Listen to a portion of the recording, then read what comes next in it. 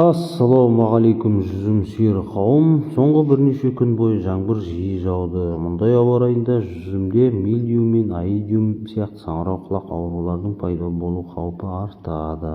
Сондықтан бүгін биыл егілген жас жүзімдеріме профилактикалық өңдеу жасадым. Өңдеуге Пергадо F пен Фалькон қолдандым. Пергадо F мильдиудің алдын алуға көмектеседі, одан 15 грамм қостым. Фалькон аидиумның алдын алуға көмектеседі, одан 5 мл қостым. Көпшілік ауру жоқ қой, неге дәрі шашасың деп сұрайды менен. Бірақ жүзім шаруашылығында ауруды емдегеннен гөрі оның алдын алған әлде қайда тиімді. Әрине бұл дәріні қайта себепсіз шашу керек деген сөз емес.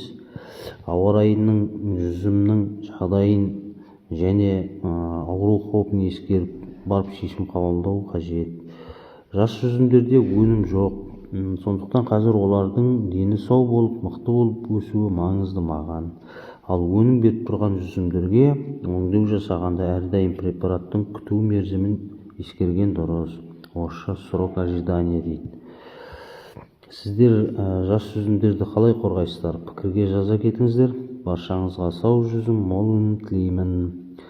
Арнаға тіркеліп лайк басуды ұмытпаймыз ағайын.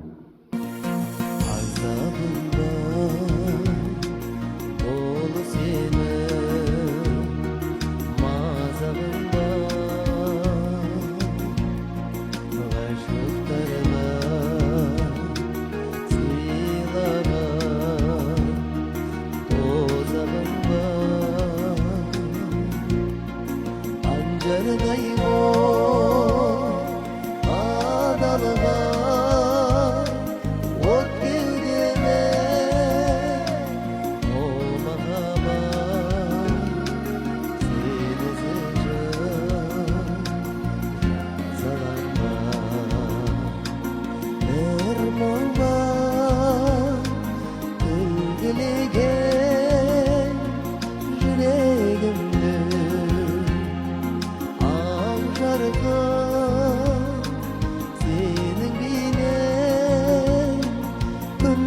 gönlün